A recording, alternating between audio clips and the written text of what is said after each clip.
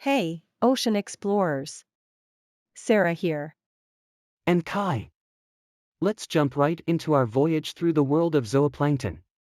These microscopic drifters, whose name means wandering animals, are an incredible mix of species. Zooplankton range from tiny protozoans to large jellyfish, and even bacteria and algae.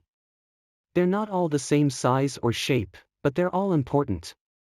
Especially important in our oceanic food chain. They bridge the gap between the tiny plant-like phytoplankton and the larger predators in the ocean. Just like butterflies, some zooplankton go through incredible transformations as they grow. And they do more than just eat and grow.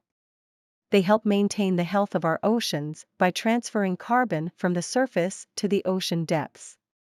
An interesting fact is that some zooplankton migrate hundreds of meters every day and can swarm so large, they can be seen from space.